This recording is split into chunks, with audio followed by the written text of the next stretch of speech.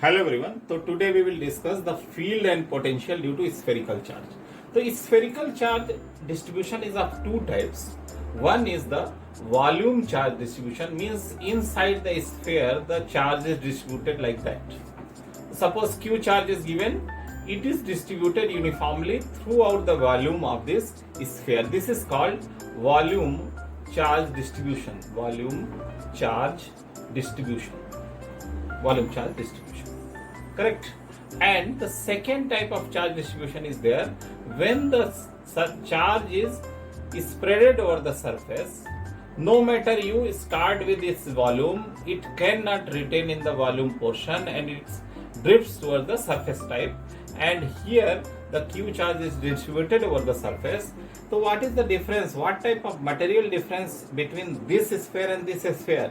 This sphere is made up of dielectric material or insulator. Correct? So if inside insulator you put some charge, it will not drift. And dielectric material also, complete drifting is not there. But in case of conductor, if you see, the surface charge automatically drifts towards the surface. It cannot remain inside because of the property of the conductor. Electric field intensity inside the conductor is always zero. So today we will see the electric field intensity due to this volume charge density, how we'll calculate. So first you consider a volume charge distribution here, and the Q charge is distributed throughout the volume, and then we will try to calculate the first at interior point the electric field, and then at exterior point what is the electric field. So for this interior point, if you see, you consider a Gaussian surface here. It's a spherical surface. Inside this, some charge will be enclosed.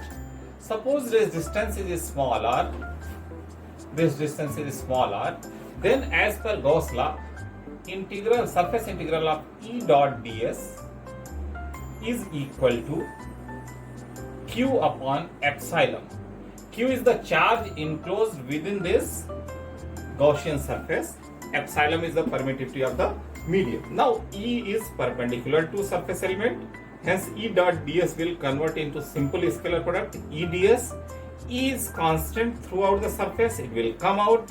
So you will get E surface integral ds is equal to now Q. If you see Q will be in ratio of the volume proportion of this Gaussian surface. So total volume mein there is a charge distribution of Q. Hence this much volume will consist of how much charge?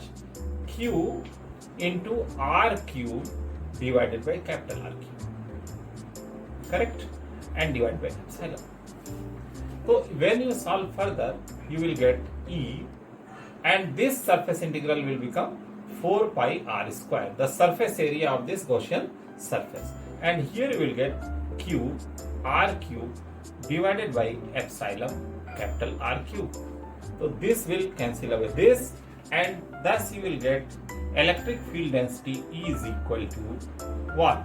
1 by 4 pi epsilon and QR divided by capital R cube. This is the formula for electric field density inside the spherical volume charge distribution. Now we'll see for external point, this point, the field intensity. For this, we will draw this Gaussian surface of this much bigger sphere. Now applying Gauss law, if you apply Gauss law, so what you will get? You will get surface integral E dot ds is equal to Q upon epsilon. So here also with same analogy, this E field is perpendicular to the surface element, means surface area vector will be parallel to E. It means dot product will simple convert into multiplication of E and ds, and E is constant throughout this surface.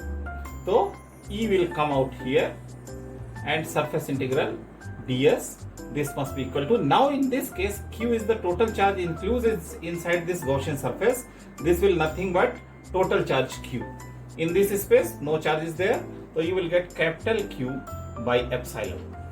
So now you see, if this suppose distance of this point from center is again small r, because we have to derive the expression in terms of small r, so this surface integral will be E into 4 pi r square. This is surface area. This must be equal to Q upon epsilon 0. So E is equal to, you will get 1 by 4 pi epsilon Q by r square. So this expression is similar to a point charge electric field intensity. But what does it mean? For outer point, you can consider the whole charge of a sphere is centered at its center, means concentrated at its center, and the whole sphere is behaving for this point like a point charge situated at its center point. And you can apply for other points also. Assuming a point charge of Q is placed here, you can calculate the electric field for other points outside the sphere also. But this is not case for inside. For inside points, you cannot model that whole charge is concentrated here at the center, because this expression is not for a point charge field calculation. So this is the way how you can calculate for volume charge distribution inside and outside electric field. Now come to the third case, that is surface charge density. So surface charge density mein there is whole charge is distributed over the surface. So if you see, for inside point, if you draw Gaussian surface of this much spherical shape, there is no charge include inside this Gaussian surface, means inner point ke liye the electric field intensity vector will be 0. Here it is the case like that. Only thing is that electric field intensity exists outside. If you draw this is Gaussian surface, suppose this distance is small r, this Gaussian surface if you draw, then if you apply Gauss law, the surface integral of E dot ds is equal to Q upon epsilon, means net charge enclosed. Net charge enclosed in this Gaussian surface is the total charge Q. So Q upon epsilon. Again E and ds, they are parallel to each other. So dot product will convert into simple product. E is constant throughout the surface. E will come out. Then E surface integral ds is equal to capital Q by epsilon. Hence E into 4 pi r square is equal to Q upon epsilon. Hence E is equal to 1 by 4 pi epsilon Q by r square. Again, if you see, we are getting the expression similar as a point charge field intensity. Hence, in this case, surface charge distribution also for outer point, you can assume that whole charge is centered at this location. What is that location? The center of this spherical charge conductor. So, this is the way in all the three cases how we'll get the electric field intensity. Either it may be conductor or it may be a dielectric or insulator. For potential calculation, we will see in the next video. If you like this video, please give a like button and please subscribe my channel. Thank you.